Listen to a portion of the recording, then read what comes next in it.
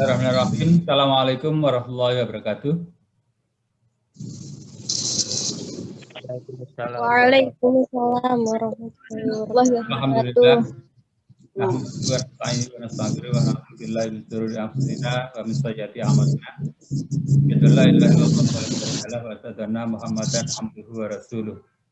Pada sore hari ini kita akan melanjutkan pembahasan tentang sholat. Ya, ini banyak sesi untuk sholat ini. Yang kemarin itu sudah disampaikan mengenai sholat wajib, ya.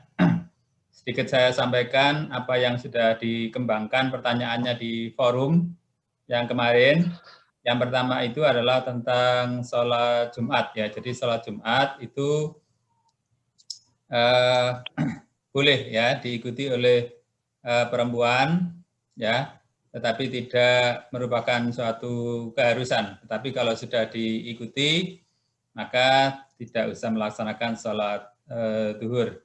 Jadi itu, tetapi ada juga yang berpendapat bahwa meskipun sholat Jumat tetap mengikuti atau melaksanakan sholat zuhur. Itu ada sebagian ulama yang berpendapat demikian. Kemudian mengenai sholat wajib yang lain itu ada wajib kifayah, kemarin sudah dijelaskan. Tetapi nanti ada kelompok sendiri kalau nggak salah itu, saya lupa itu di beberapa waktu yang lalu itu ada 2 orang yang memilih untuk sholat jenazah. Coba nanti diklarifikasi apakah itu masuk kelompok sendiri atau bagaimana. Pada hari ini kita akan membahas mengenai sholat sunnah. Saya lihat di file presentasinya ini banyak 20 halaman, tapi saya kira nanti tidak usah dibaca detail, tapi bisa pada poin-poinnya, ya, terutama kalau ada di situ penjelasan yang detail, nanti diambil poin-poinnya. Saya kira begitu, dan silakan ini untuk screen-nya dari saya apa dari sana? Gimana, Nur Rahman? Dari jenengan mohon, Pak. Dari saya aja ya. Ya. Baik, di sini saya langsung share screen-nya ini. Silahkan untuk menyampaikan.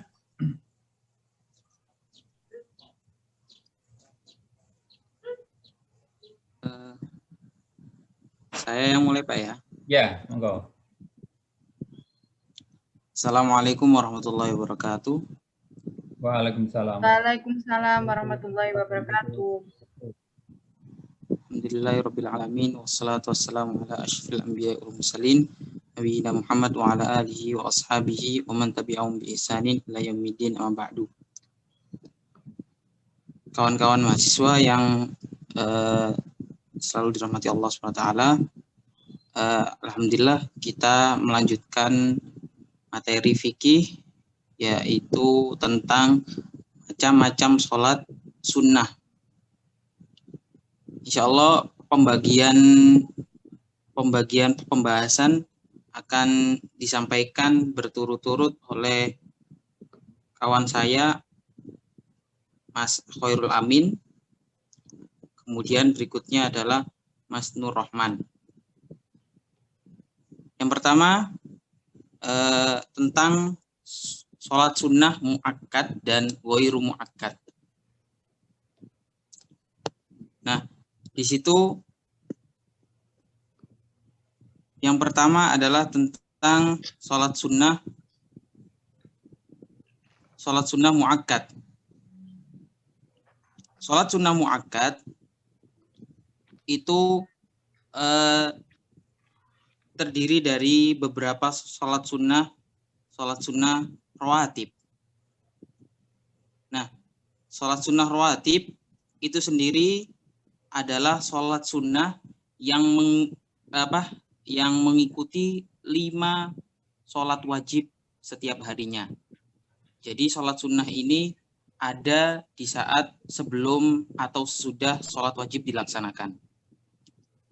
Nah, diantaranya macam-macam sholat sunnah rawatib itu ada yang 2 rakaat sebelum subuh, kemudian 4 rakaat atau 2 rakaat sebelum zuhur, kemudian 4 rakaat atau 2 rakaat sesudah zuhur, kemudian 4 rakaat atau 2 rakaat sebelum asar, kemudian 2 rakaat sebelum maghrib, 2 rakaat sesudah maghrib, 2 rakaat sebelum isya, dan 2 rakaat sesudah isya.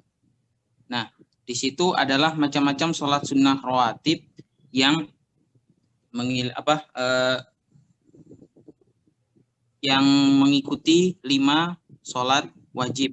Namun bisa dilihat di situ yang tidak ada hanya setelah sholat subuh dan setelah sholat asar.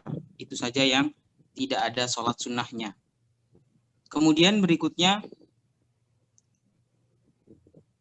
yang di atas itu adalah macam-macam sholat sunnah rawatib itu adalah ada yang muakkad ya, atau yang dikuatkan, sunnah yang dikuatkan. Artinya sunnah yang dikuatkan itu adalah sunnah yang sering dilaksanakan oleh Rasulullah SAW dan hampir tidak pernah ditinggalkan oleh beliau. Jadi dari ke-22 rakaat rawatib tadi hanya 10 rakaat saja yang hukumnya sunnah muakkad. Nah, sunnah muakkad tadi yaitu karena tidak pernah ditinggalkan oleh Rasulullah SAW. Dalilnya yaitu dari Ibnu Umar bahwa Rasulullah SAW tidak pernah meninggalkan 10 rakaat rawatib, yaitu 2 rakaat sebelum zuhur atau 2 rakaat sesudahnya.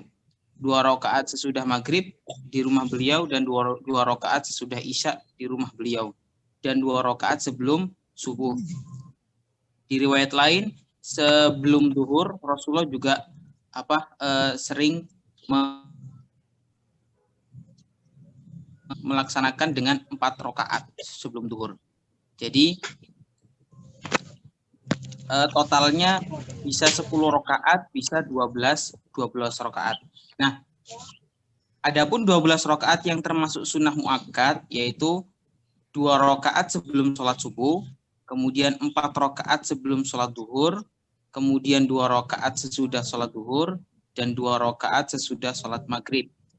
Itu yang dikuatkan dalam hukum sholat sunnah muakkad. Kemudian berikutnya, nah, yang perlu menjadi catatan bahwa sholat sunnah rawatib ini tidak disunnahkan dikerjakan dengan berjamaah.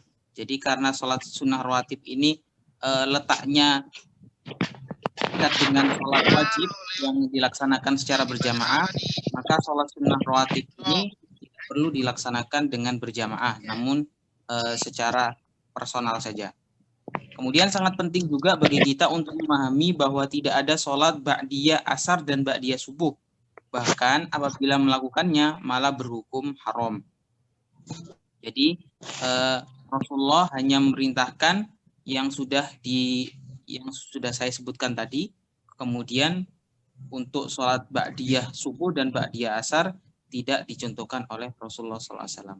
Kemudian berikutnya pembahasan tahajud akan dilanjutkan oleh teman kita yaitu Mas Khairul Amin. Fadhal Mas Khairul Amin.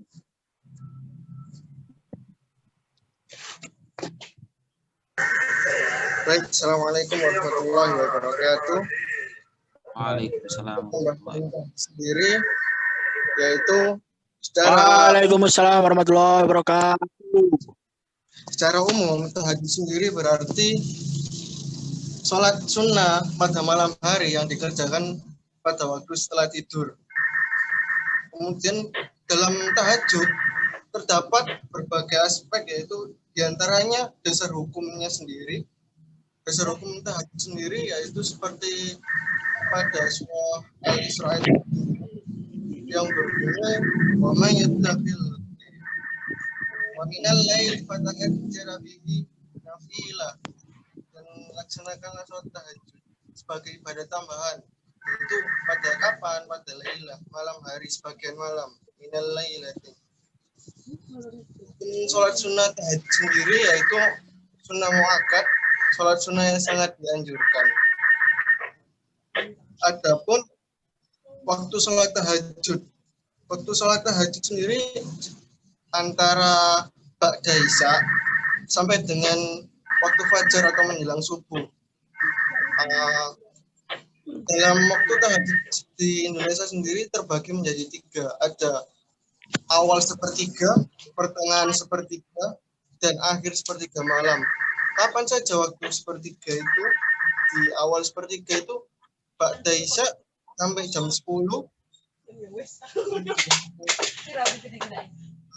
Pertengahan sepertiga itu jam 10 sampai jam 12 kira-kira. Akhir sepertiga jam 12 sampai menjelang subuh. Adapun jumlah rakaat tahajud, ada beberapa hadis yang menjelaskan tentang beberapa jumlah rakaat sholat tahajud. Di antaranya ada yang mengatakan hanya 2 rakaat, kemudian ada yang mengatakan tidak terbatas. Yang ditunaikan 2 rakaat seperti hadis yang disampaikan oleh Ibnu Umar, sholatul lail masna masna, yaitu sholat lail 2-2. Adapun 13 rakaat, Rasulullah SAW melakukan sholat tahajud sebanyak 13 rakaat dengan jeda 2 rakaat, lalu menutupnya dengan 1 witir. Dan adapun 11 rakaat. 11 rakaat ini Rasulullah SAW melaksanakannya 4 rakaat ditutup.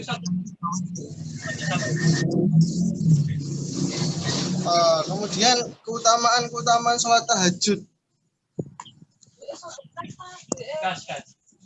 Berikut adalah keutamaan sholat tahajud yang saya pahami. Antaranya akan diangkat derajat oleh Allah. Lanjutan dari ayat tadi, wa minal laili fatahajjara bihi nafilah asa ayyab'atsaka rabbuka maqaman mahmuda. Jadi Allah akan menyampaikan, Allah akan mengangkat derajat seorang hambanya maqaman mahmud, yaitu tempat yang paling tinggi. Jadi semisal antum pekerjaan dapatnya tempat karyawan, ya cukup aja, mungkin itu tempat terbaik oleh Allah. Mungkin antum antum nanti bisa lalai atau menjauhkannya dari Allah. Kemudian yang kedua ya, Allah memudahkan segala urusannya. Di antara sholat di akhir sholat tahajud, kita diperintahkan doa agar Allah menyelesaikan urusan memudahkan segala urusan kita. Saya lupa doanya. Yang jelas Allah akan memudahkan segala urusan kita. Adapun dari segala masalah yang kita hadapi, Allah akan memberikan solusi yang terbaik dari segala masalah. Di antaranya terdapat pada surah Al-Talaq, wa may yattaqillaha yaj'al lahu makhraja wa marzuq. Allah akan memudahkan urusan siapa saja yang bertawakal kepada Allah, Allah akan memudahkan urusan